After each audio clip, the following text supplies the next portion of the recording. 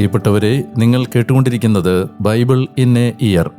ഒരു വർഷം കൊണ്ട് വിശുദ്ധ ബൈബിൾ വായിച്ച് മനസ്സിലാക്കാൻ സഹായിക്കുന്ന ഈ ദൈവവചന വായനാ പദ്ധതി നിങ്ങളിലേക്ക് എത്തിക്കുന്നത് അസെൻഷൻ. ഞാൻ ഡാനിയലച്ചൻ.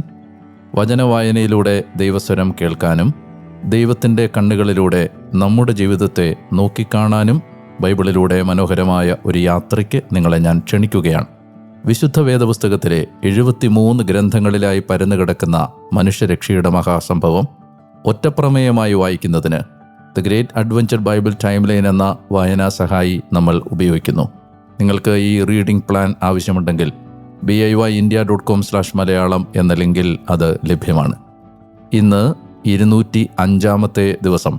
ഇന്നത്തെ വചന വായനയുടെ ഭാഗങ്ങൾ: യെശയ്യാ പ്രവചനം 30-31 അധ്യായങ്ങൾ, സെഫാനിയ അധ്യായം 3, സുഭാഷിതങ്ങൾ അധ്യായം 11, വാക്യങ്ങൾ 13 മുതൽ 16 വരെ. ഞാൻ വായിക്കുന്നത് POC മലയാളം ബൈബിളിൻ്റെ പരിഷ്കരിച്ച വിവർത്തനത്തിൽ നിന്നാണ്. വചനം വായിച്ചു തുടങ്ങാം. നാം വചനം വായിക്കുമ്പോൾ വചനം നമ്മെ വായിക്കുന്നു. യെശയ്യാ അധ്യായം 30. സഹായത്തിന് ഈജിപ്തിലേക്ക്. കർത്താവിൻ്റെ അരുളപ്പാട്: പാപത്തിന് മേൽ പാപം കുന്നുകൂട്ടാൻ എൻ്റേതല്ലാത്ത പദ്ധതി നടപ്പിലാക്കുകയും എൻ്റെ ആത്മാവിന് അഹിതമായ സഖ്യം ഉണ്ടാക്കുകയും ചെയ്യുന്ന ദുശ്ശാഠ്യക്കാരായ മക്കൾക്ക് ദുരിതം. അവർ എന്നോട് ചോദിക്കാതെ ഈജിപ്തിലേക്ക് ഇറങ്ങിപ്പോവുകയും ഫറവോയെ അഭയം പ്രാപിക്കുകയും ഈജിപ്തിൻ്റെ തണലിൽ സങ്കേതം തേടുകയും ചെയ്യുന്നു. അതിനാൽ ഫറവോയുടെ സംരക്ഷണം നിങ്ങൾക്ക് ലജ്ജയും ഈജിപ്തിൻ്റെ തണലിലെ സങ്കേതം നിങ്ങൾക്ക് അപമാനവുമാകും. അവൻ്റെ പ്രഭുക്കന്മാർ സോവാനിലും ദൂതന്മാർ ഹാനേസിലും എത്തിച്ചേർന്നാലും തങ്ങൾക്ക് നിഷ്പ്രയോജനമായ ഒരു ജനത നിമിത്തം അവരെല്ലാം അപമാനിതരാകും. സഹായത്തിനോ നേട്ടത്തിനോ അതുപകരിക്കില്ല, മറിച്ച് ലജ്ജയ്ക്കും അപമാനത്തിനും മാത്രം. നെഗേബിലെ വന്യമൃഗങ്ങളെക്കുറിച്ചുള്ള വെളിപാട്. കഷ്ടതയും കഠിനവേദനയും നിറഞ്ഞ ദേശത്തിലൂടെ, സിംഹിയും സിംഹവും അണലിയും പറക്കുന്ന സർപ്പവുമുള്ള ദേശത്തിലൂടെ അവർ കഴുതപ്പുറത്ത് സമ്പത്തും ഒട്ടകപ്പുറത്ത് അവരുടെ വിലയുറ്റ വിഭവങ്ങളും തങ്ങൾക്കുപകരിക്കാത്തൊരു ജനതയ്ക്ക് വേണ്ടി കൊണ്ടുപോകുന്നു. ഈജിപ്തിൻ്റെ സഹായം വ്യർത്ഥവും നിഷ്ഫലവുമാണ്. അതിനാൽ ഞാൻ അവളെ വിരമിച്ച റാഹാബ് എന്ന് വിളിച്ചു. അവിശ്വസ്ത ജനം.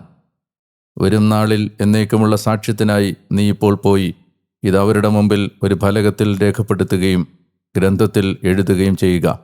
എന്തെന്നാൽ അവർ കലഹിക്കുന്ന ജനമാണ്, വഞ്ചകരായ സന്തതികളാണ്. കർത്താവിൻ്റെ പ്രബോധനം ശ്രവിക്കാൻ മനസ്സില്ലാത്ത മക്കളാണ്. ദർശിക്കരുത് എന്ന് ദീർഘദർശികളോടും ശരിയായത് ഞങ്ങൾക്കായി കാണരുത് എന്ന് പ്രവാചകരോടും പറയുന്നവരാണവർ. കൂടാതെ കേൾക്കാൻ ഇമ്പമുള്ളവ ഞങ്ങളോട് പറയുക, മിഥ്യയായിട്ടുള്ളത് പ്രവചിക്കുക, വഴിമാറുക, മാർഗത്തിൽ നിന്ന് പിന്തിരിയുക, ഇസ്രായേലിൻ്റെ പരിശുദ്ധനെ ഞങ്ങൾക്ക് മുമ്പിൽ നിന്ന് നീക്കുകയെന്നും പറയുന്നവരാണവർ. അതിനാൽ ഇസ്രായേലിൻ്റെ പരിശുദ്ധൻ ഇപ്രകാരം അരുൾ ചെയ്യുന്നു: നിങ്ങൾ ഈ വചനം തിരസ്കരിക്കുകയും മർദ്ദനത്തിലും കുടിലതയിലും വിശ്വസിക്കുകയും അവയിൽ ആശ്രയിക്കുകയും ചെയ്യുന്നതിനാൽ ഈ അകൃത്യം നിങ്ങൾക്ക് തകർന്നു വീഴാനായി തള്ളി നിൽക്കുന്ന ഉയർന്ന മതിലിലെ വിള്ളൽ പോലെയായിരിക്കും. ഉടൻ തന്നെ അതിൻ്റെ വിനാശം വന്നു ചേരും. കുശവൻ്റെ കലം പോലെ അവനതടിച്ചുടയ്ക്കും, ദയ കാണിക്കുകയില്ല. അടുപ്പിൽ നിന്ന് തീയെടുക്കുന്നതിനോ നീർത്തൊട്ടിയിൽ നിന്ന് വെള്ളം കോരുന്നതിനോ ഉപകരിക്കുന്ന ഒരു കഷണം പോലും അതിൻ്റെ ശകലങ്ങളിൽ അവശേഷിക്കുകയില്ല. അതിനാൽ ഇസ്രായേലിൻ്റെ പരിശുദ്ധൻ കർത്താവായ നാഥൻ ഇപ്രകാരം അരുൾ ചെയ്തു: തിരിച്ചു വരുന്നതിലൂടെയും ശാന്തതയിലൂടെയുമായിരിക്കും നിങ്ങൾ രക്ഷിക്കപ്പെടുന്നത്. സ്വസ്ഥതയും പ്രത്യാശയുമായിരിക്കും നിങ്ങളുടെ ബലം. എന്നാൽ നിങ്ങൾ സമ്മതിച്ചില്ല. നിങ്ങൾ പറഞ്ഞു, ഇല്ല, ഞങ്ങൾ കുതിരപ്പുറത്ത് ശീഘ്രം സഞ്ചരിക്കും. അതിനാൽ നിങ്ങൾ പലായനം ചെയ്യും, ഞങ്ങൾ ശീഘ്രം പായും എന്ന് നിങ്ങൾ പറഞ്ഞു. അതിനാൽ നിങ്ങളെ പിന്തുടരുന്നവരും ശീഘ്രഗതിക്കാരായിരിക്കും. നിങ്ങളിൽ അവശേഷിക്കുന്നവർ മലമുകളിലെ കൊടിമരവും കുന്നിന്മുകളിലെ ചൂണ്ടുപലകയും പോലെയാകുന്നതുവരെ ഒരുവൻ്റെ ഭീഷണിയിൽ 1000 പേരും 5 പേരുടെ ഭീഷണിയിൽ നിങ്ങളും പലായനം ചെയ്യും. അതിനാൽ നിങ്ങളോട് ഔദാര്യം കാണിക്കാൻ കർത്താവ് കാത്തിരിക്കും. അതിനാൽ നിങ്ങളോട് കാരുണ്യം കാണിക്കാൻ അവിടുന്ന് എഴുന്നേൽക്കും. എന്തെന്നാൽ കർത്താവ് ന്യായവിധിയുടെ ദൈവമാണ്. അവിടുത്തേക്ക് വേണ്ടി കാത്തിരിക്കുന്നവർ അനുഗ്രഹീതർ. ജനത്തിൻ്റെ മാനസാന്തരം. സിയോനിൽ ജെറുസലേമിൽ വസിക്കുന്ന ജനമേ, നിശ്ചയമായും ഇനിമേൽ നീ കരയുകയില്ല. നിന്റെ വിലാപസ്വരത്തോട് അവിടുന്ന് അതീവ ദയ കാണിക്കും. അവിടുന്ന് അത് കേട്ട് നിനക്കുത്തരമരുളും. നാഥൻ നിനക്ക് കഷ്ടതയുടെ അപ്പവും ക്ലേശത്തിൻ്റെ ജലവും തന്നാലും നിന്റെ ഗുരു ഇനിയും നിന്നിൽ നിന്ന് മറഞ്ഞിരിക്കുകയില്ല. നിന്റെ നയനങ്ങൾ നിന്റെ ഗുരുവിനെ ദർശിക്കും. നീ വലത്തോട്ടോ ഇടത്തോട്ടോ തിരിയുമ്പോൾ പിന്നിൽ നിന്ന് ഇപ്രകാരം ഒരു സ്വരം നിന്റെ കാതുകൾ ശ്രവിക്കും: ഇതാണ് വഴി, ഇതിലേ പോവുക. അപ്പോൾ നിന്റെ വെള്ളി പൊതിഞ്ഞ കൊത്തുവിഗ്രഹങ്ങളെയും സ്വർണം പൂശിയ വാർപ്പ് വിഗ്രഹങ്ങളെയും നീ മലിനമാക്കും. ദൂരെ പോകുവിനെന്നവയോട് പറഞ്ഞുകൊണ്ട് മലിന വസ്തുക്കളെ എന്ന പോലെ നീ അവയെ എറിഞ്ഞുകളയും. നീ മണ്ണിൽ വിതയ്ക്കുന്ന വിത്തിന് മഴയും നിലത്തിൻ്റെ ഫലമായ അപ്പവും അവിടുന്ന് നിനക്ക് തരും. അത് സമ്പുഷ്ടവും സമൃദ്ധവുമായിരിക്കും. അന്ന് നിന്റെ കന്നുകാലികൾ വിശാലമായ മേച്ചിൽപ്പുറത്തു മേയും. നിലമൊഴുകുന്ന കാളകളും കഴുതകളും കോരിക കൊണ്ടും പല്ലികൊണ്ടും ഒരുക്കിയതും ഉപ്പുചേർത്തതുമായ തീറ്റ തിന്നും. മഹാസംഹാരത്തിൻ്റെ ദിനത്തിൽ ഗോപുരങ്ങൾ വീണു തകരുമ്പോൾ ഉന്നതമായ എല്ലാ പർവ്വതങ്ങളിലും കുന്നുകളിലും നിറഞ്ഞൊഴുകുന്ന നീർച്ചാലുകളുണ്ടാകും. തൻ്റെ ജനത്തിൻ്റെ മുറിവുകൾ കർത്താവ് വെച്ചുകെട്ടുകയും തൻ്റെ പ്രഹരത്തിൻ്റെ വ്രണം സുഖപ്പെടുത്തുകയും ചെയ്യുന്ന ദിവസം ചന്ദ്രപ്രകാശം സൂര്യൻ്റെ ശോഭ പോലെയും സൂര്യപ്രകാശം 7 ദിവസങ്ങളിലെ പ്രകാശം ഒന്നിച്ചെന്ന പോലെ 7 ഇരട്ടിയുമാകും. അസീറിയായ്ക്ക് ശിക്ഷ. അവിടുത്തെ കോപം കൊണ്ട് ജ്വലിച്ചും കനത്ത പുക ഉയർത്തിക്കൊണ്ടും ഇതാ കർത്താവിൻ്റെ നാമം ദൂരെ നിന്ന് വരുന്നു. അവിടുത്തെ അധരങ്ങൾ രോഷപൂർണമാണ്. അവിടുത്തെ നാവാകട്ടെ ദഹിപ്പിക്കുന്ന അഗ്നി പോലെയും. കവിഞ്ഞൊഴുകുന്നതും കഴുത്തുവരെ എത്തുന്നതുമായ തോടിനു തുല്യമാണ് അവിടുത്തെ നിശ്വാസം. അത് ജനതകളെ വ്യർത്ഥതയുടെ അരിപ്പയിൽ അരിക്കുന്നു. ജനതകളുടെ താടിയെല്ലിൽ വഴിതെറ്റിക്കുന്ന കടിഞ്ഞാണിടുന്നു. ഉത്സവരാത്രിയിലെന്ന പോലെ നിങ്ങൾ ഗാനമാലപിക്കും. ഇസ്രായേലിൻ്റെ ശിലയായ കർത്താവിൻ്റെ പർവ്വതത്തിലേക്ക് കുഴൽനാദത്തിനൊത്തു പോകുമ്പോഴെന്ന പോലെ നിങ്ങൾക്ക് ഹൃദയാനന്ദമുണ്ടാകും. ഉഗ്രകോപത്തിലും ദഹിപ്പിക്കുന്ന അഗ്നിജ്വാലയിലും കൊടുങ്കാറ്റിലും കന്മഴയിലും തൻ്റെ കരമിറങ്ങുന്നത് കർത്താവ് നിങ്ങളെ കാണിക്കുകയും അവിടുത്തെ ഗംഭീര ശബ്ദം നിങ്ങളെ കേൾപ്പിക്കുകയും ചെയ്യും. കർത്താവ് തൻ്റെ ദണ്ഡ് കൊണ്ട് പ്രഹരിക്കുമ്പോൾ അവിടുത്തെ സ്വരം നിമിത്തം അസീറിയ തകർന്നു പോകും. കർത്താവ് ശിക്ഷാദണ്ഡ് കൊണ്ട് അവർക്കെതിരെ അടിക്കുന്ന ഓരോ അടിയോടും കൂടെ തപ്പിൻ്റെയും കിന്നരത്തിൻ്റെയും നാദം ഉണ്ടാകും. അവിടുന്ന് കരം ചുഴറ്റി അവരോട് യുദ്ധം ചെയ്യും. ദഹിപ്പിക്കാനുള്ള സ്ഥലം പണ്ടേ ഒരുക്കിയിട്ടുണ്ട്. അതും രാജാവിന് വേണ്ടിയാണ്. ആഴത്തിലും വിസ്താരത്തിലുമാണ് അതൊരുക്കപ്പെട്ടിരിക്കുന്നത്. അവിടെ അഗ്നിക്കുള്ള വിറകിൻ കൂമ്പാരവും തടികളുമുണ്ട്. ഒരു ഗന്ധക നദി പോലെ കർത്താവിൻ്റെ നിശ്വാസം അത് ജ്വലിപ്പിക്കുന്നു. യെശയ്യാ അധ്യായം 31. ജെറുസലേമിന് സംരക്ഷണം. സഹായത്തിനായി ഈജിപ്തിലേക്ക് പോവുകയും കുതിരകളിൽ ആശ്രയിക്കുകയും രഥങ്ങളുടെ വലിയ എണ്ണത്തിലും കുതിരപ്പടയാളികളുടെ അതിയായ കരുത്തിലും വിശ്വാസമർപ്പിക്കുകയും ചെയ്യുന്നവർക്ക് ദുരിതം. അവർ കർത്താവിനോട് ആരായുകയോ ഇസ്രായേലിൻ്റെ പരിശുദ്ധനിലേക്ക് നോക്കുകയോ ചെയ്യുന്നില്ല. അവിടുന്ന് ജ്ഞാനിയും നാശം വരുത്തുന്നവനുമാണ്. അവിടുന്ന് തൻ്റെ വാക്ക് പിൻവലിക്കുകയില്ല. തിന്മ ചെയ്യുന്നവരുടെ ഭവനത്തിനെതിരായും ദുഷ്ടത പ്രവർത്തിക്കുന്നവരുടെ സഹായത്തിനെതിരായും അവിടുന്ന് എഴുന്നേൽക്കും. ഈജിപ്തുകാർ മനുഷ്യരാണ്, ദൈവമല്ല. അവരുടെ കുതിരകൾ ജഡമാണ്, ആത്മാവല്ല. കർത്താവ് തൻ്റെ കരമുയർത്തുമ്പോൾ സഹായകൻ ഇടറുകയും സഹായിക്കപ്പെട്ടവൻ വീഴുകയും ചെയ്യും. അവരെല്ലാം ഒരുമിച്ച് നശിക്കും. എന്തെന്നാൽ കർത്താവിനോട് ഇപ്രകാരം അരുൾ ചെയ്തു: സിംഹമോ സിംഹക്കുട്ടിയോ തൻ്റെ ഇരയുടെ നേരെ മുരളുമ്പോൾ ഒരു വലിയ കൂട്ടം ഇടയന്മാർ ചേർന്ന് അതിനെതിരെ ചെന്നാലും അവരുടെ ശബ്ദം കേട്ടവ പേടിക്കുകയോ അവരുടെ അലർച്ച കേട്ട് പിന്തിരിയുകയോ ചെയ്യാത്തതുപോലെ സൈന്യങ്ങളുടെ കർത്താവ് സിയോൻ പർവ്വതത്തിലും അതിൻ്റെ കുന്നുകളിലും യുദ്ധം ചെയ്യാൻ ഇറങ്ങിവരും. പക്ഷി ചിറകിൻ കീഴിലെന്ന പോലെ സൈന്യങ്ങളുടെ കർത്താവ് ജെറുസലേമിനെ സംരക്ഷിക്കും. അതിനെ സംരക്ഷിച്ച് മോചിപ്പിക്കും, മോചിപ്പിച്ച് കടന്നുപോകും. ഇസ്രായേലിനെ നിങ്ങൾ മത്സരിച്ചുപേക്ഷിച്ചവൻ്റെ അടുത്തേക്ക് തിരിച്ചു വരുവിൻ. അന്ന് നിങ്ങൾ ഓരോരുത്തരും നിങ്ങൾക്ക് പാപത്തിനായി സ്വന്തം കരം കൊണ്ട് നിർമ്മിച്ച സ്വർണ്ണ വിഗ്രഹങ്ങളും വെള്ളി വിഗ്രഹങ്ങളും വലിച്ചെറിയും. മർത്യൻ്റേതല്ലാത്തൊരു വാൾ കൊണ്ട് അസീറിയ വീഴും. മനുഷ്യൻ്റേതല്ലാത്തൊരു വാൾ അവനെ വിഴുങ്ങും. എന്നാൽ അവൻ വാളിൽ നിന്ന് പലായനം ചെയ്യും. അവൻ്റെ യുവാക്കന്മാർ അടിമകളാകും. അവൻ്റെ അഭയശില ഭീതിയാൽ തകർന്നു പോകും. അവൻ്റെ സേവകന്മാർ പതാകയിൽ നിന്ന് പലായനം ചെയ്യും. സിയോനിൽ അഗ്നിയുള്ളവനും ജെറുസലേമിൽ തീച്ചൂളയുള്ളവനുമായ കർത്താവിൻ്റെ വചനം. സെഫാനിയ അധ്യായം 3. കർത്താവിൻ്റെ ന്യായവിധി. ആ കഷ്ടം! മർദ്ദിക്കുന്ന നഗരം ധിക്കാരിയും കളങ്കിതയുമാണ്. അവൾ ആഹ്വാനമനുസരിച്ചില്ല, ശിക്ഷണം സ്വീകരിച്ചുമില്ല. അവൾ കർത്താവിൽ ആശ്രയിച്ചില്ല, തൻ്റെ ദൈവത്തിങ്കലേക്ക് അടുത്തില്ല. അവരുടെ പ്രഭുക്കന്മാർ അവരുടെ മധ്യേ ഗർജിക്കുന്ന സിംഹങ്ങളായിരുന്നു. അവരുടെ ന്യായാധിപന്മാർ അന്തിച്ചെന്നായ്ക്കളായിരുന്നു. അവ പ്രഭാതത്തിലേക്കൊന്നും ശേഷിപ്പിച്ചില്ല. അവരുടെ പ്രവാചകന്മാർ പൊങ്ങച്ചക്കാരും ചതിയന്മാരുമായിരുന്നു. അവരുടെ പുരോഹിതന്മാർ വിശുദ്ധമായതിനെ ദുഷിപ്പിച്ചു. നിയമത്തോട് അവർ അതിക്രമം കാണിച്ചു. എന്നാൽ അവരുടെ മധ്യേയുള്ള കർത്താവ് നീതിമാനാണ്. അവിടുന്ന് തിന്മ പ്രവർത്തിക്കുന്നില്ല. പ്രഭാതം തോറും അവിടുന്ന് തൻ്റെ ന്യായവിധി പിഴവില്ലാതെ പ്രകാശിക്കാനിടയാക്കുന്നു. എന്നാൽ ലജ്ജശീലമില്ലാത്തവനാണ് ദുർവൃത്തൻ. ഞാൻ ജനതകളെ വിച്ഛേദിച്ചു കളഞ്ഞു. അവരുടെ ഗോപുരങ്ങൾ ശൂന്യമാക്കപ്പെട്ടു. കടന്നുപോകുന്നവർ ഇല്ലാത്ത വിധം അവരുടെ തെരുവുകൾ ഞാൻ നിർജ്ജനമാക്കി. അങ്ങനെ പാർക്കുന്നവനില്ലാതെ അവരുടെ പട്ടണങ്ങൾ ആൾ രഹിതമായി. അപ്പോൾ ഞാൻ പറഞ്ഞു, തീർച്ചയായും അവൾ എന്നെ ഭയപ്പെടും. അവൾ ശിക്ഷണം സ്വീകരിക്കും. ഞാൻ അവളെ ശിക്ഷിച്ചതൊന്നും അവരുടെ കണ്ണുകളിൽ നിന്ന് വിച്ഛേദിക്കപ്പെടുകയില്ല. എന്നാൽ അവർ നേരത്തെ ഉണർന്ന് തങ്ങളുടെ ചെയ്തികളെല്ലാം വഷളാക്കിയതേയുള്ളൂ. കർത്താവിൻ്റെ അരുളപ്പാട്. അതുകൊണ്ട് ഇരയ്ക്കായി ഞാൻ എഴുന്നേൽക്കുന്ന ദിവസത്തേക്ക് എനിക്കായി കാത്തിരിക്കുക. എന്തെന്നാൽ എൻ്റെ തീരുമാനം രാജ്യങ്ങളെ ഒരുമിച്ച് കൂട്ടുന്നതിനാണ്. എൻ്റെ രോഷം തന്നെയായ കോപാഗ്നി മുഴുവനും ജനതകളുടെ മേൽ വർഷിക്കാൻ അവരെ ശേഖരിക്കുന്നതിനാണ്. എൻ്റെ അസഹിഷ്ണുതയുടെ അഗ്നിയിൽ നിശ്ചയമായും ഭൂമി മുഴുവൻ വെന്തെരിയും. രക്ഷയുടെ വാഗ്ദാനം. കർത്താവിൻ്റെ നാമം ജനങ്ങളെല്ലാവരും വിളിച്ചപേക്ഷിക്കാനും തോളോട് തോൾ അവിടുത്തെ ശുശ്രൂഷിക്കാനും അക്കാലം അവരുടെ അധരം ഞാൻ നിശ്ചയമായും ശുദ്ധിയുള്ളതാക്കി മാറ്റും. എത്യോപ്യയിലെ നദികൾക്കപ്പുറത്ത് നിന്ന് എൻ്റെ ശരണാഗതർ, ചിതറിപ്പോയവരുടെ പുത്രി, എൻ്റെ ധാന്യയാഗം സമർപ്പിക്കും. എനിക്കെതിരായി നീ ധ്വംസിച്ച് ചെയ്ത നിന്റെ എല്ലാ പ്രവൃത്തികളും നിമിത്തം അന്ന് നീ ലജ്ജിക്കുകയില്ല. എന്തെന്നാൽ തദവസരം നിന്റെ മധ്യേ നിന്ന് നിന്റെ പ്രൗഢിയുടെ തിമർപ്പുകൾ ഞാൻ നീക്കിക്കളയും. എൻ്റെ വിശുദ്ധമലയിൽ ഇനിയും അഹങ്കരിക്കാൻ നീ മുതിരില്ല. വിനീതവും എളിയതുമായൊരു ജനത്തെ നിന്റെ മധ്യേ ഞാൻ ശേഷിപ്പിക്കും. അവർ കർത്താവിൻ്റെ നാമത്തിൽ അഭയം പ്രാപിക്കും. ഇസ്രായേലിൻ്റെ ശിഷ്ടഭാഗം തെറ്റു ചെയ്യുകയില്ല, കാപട്യം സംസാരിക്കുകയില്ല. അവരുടെ വായിൽ വഞ്ചനയുടെ ഭാഷ ഉണ്ടായിരിക്കുകയില്ല. ഉറപ്പായും അവർ നിർഭയം മേയുകയും ശയിക്കുകയും ചെയ്യും. സിയോൻ പുത്രി ആരവമുയർത്തുക, ഇസ്രായേലെ ആർപ്പ് വിളിക്കുക. ജെറുസലേം പുത്രി പൂർണ്ണഹൃദയത്തോടെ സന്തോഷിച്ചുല്ലസിക്കുക. നിന്റെ ശിക്ഷാവിധികൾ കർത്താവ് പിൻവലിച്ചിരിക്കുന്നു. നിന്റെ ശത്രുവിനെ അവിടുന്ന് പായിച്ചിരിക്കുന്നു. ഇസ്രായേലിൻ്റെ രാജാവ് നിന്റെ മധ്യേയുള്ള കർത്താവാണ്.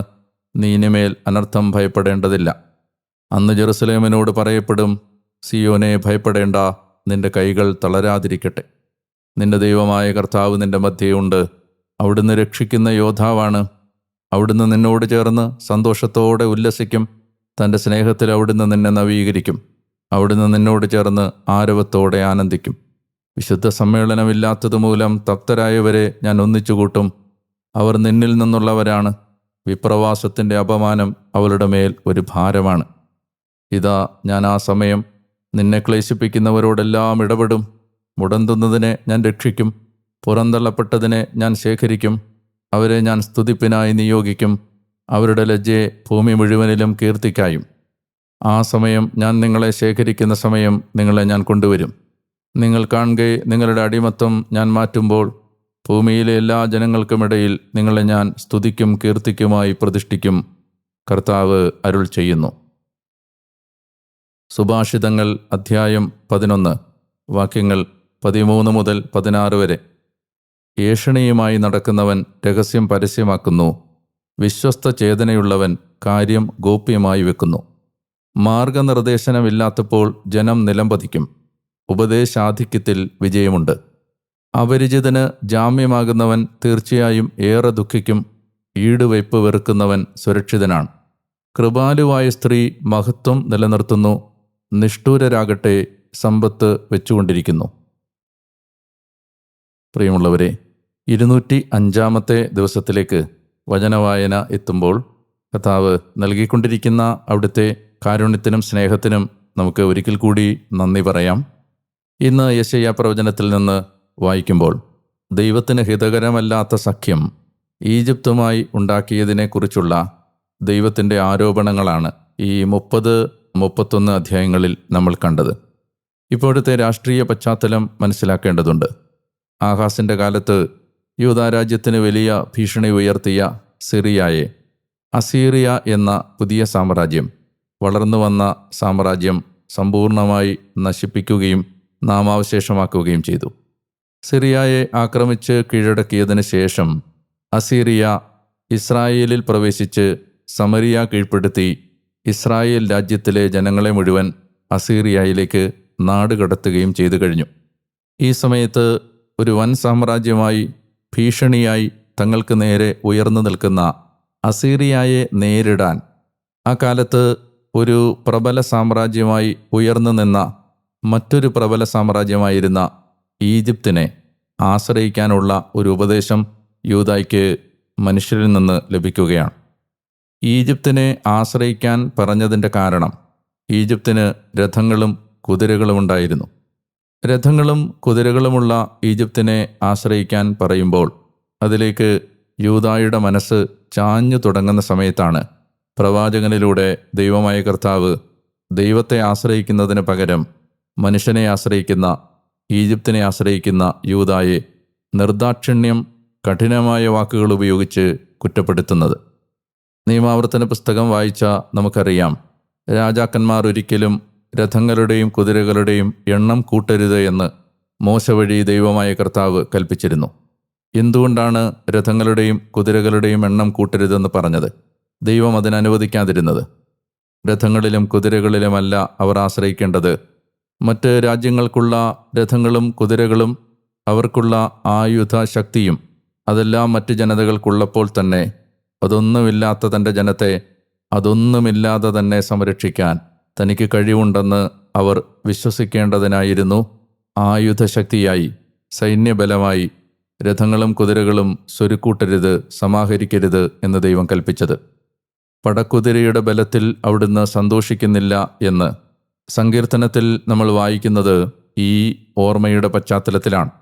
അതുകൊണ്ട് യൂദായോട് ദൈവമായ കർത്താവ് അവർ ഈജിപ്തിൽ ആശ്രയിക്കുന്നതിനെക്കുറിച്ച് വളരെ കഠിനമായ വാക്കുകൾ ഉപയോഗിച്ചാണ് യൂദായെ ഈ കാര്യത്തിൽ ശാസിക്കുന്നത്.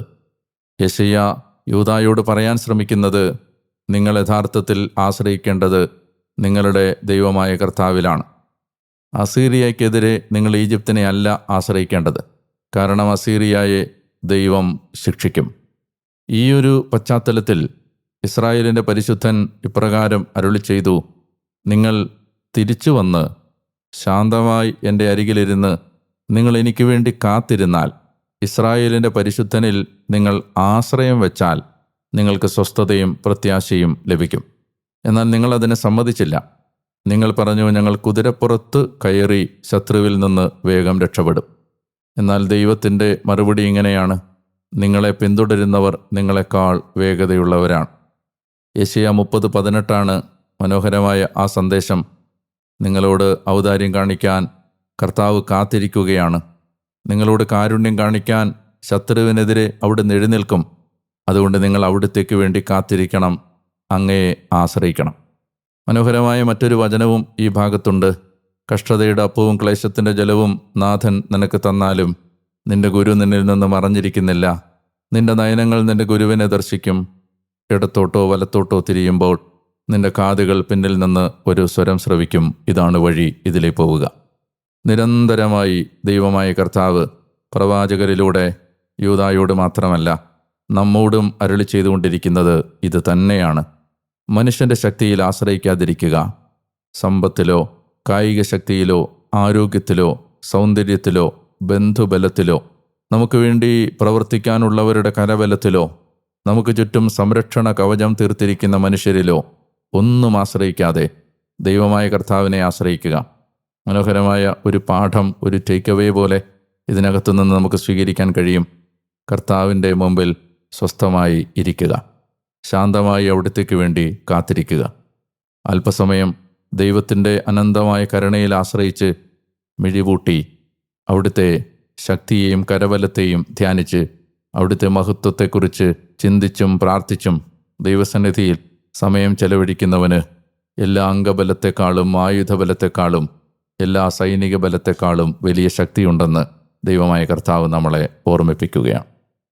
കർത്താവേ, അങ്ങയുടെ കാരുണ്യത്തിനായി ഞാൻ അങ്ങയെ സ്തുതിക്കുന്നു. ഞങ്ങളെപ്പോഴും അങ്ങയുടെ ഈ വാക്കുകൾ മറന്ന് ഞങ്ങളിൽ തന്നെ ആശ്രയിക്കുകയും മറ്റുള്ളവരിൽ ആശ്രയിക്കുകയും ചെയ്യുന്നവരാണ്. ദൈവം ഞങ്ങളെ സഹായിക്കും എന്ന് വിശ്വസിക്കാൻ പലപ്പോഴും ഞങ്ങളുടെ വീണുപോയ ഈ മനുഷ്യപ്രകൃതിക്ക്, ഈ മനസ്സിന് കഴിയുന്നില്ല. ഏത് നിസ്സാര കാര്യത്തിനും ഞങ്ങൾ മനുഷ്യരെയാണ് ആശ്രയിക്കുന്നത്. ഞങ്ങൾ ഞങ്ങളുടെ കഴിവുകളിലാണ് ആശ്രയിക്കുന്നത്.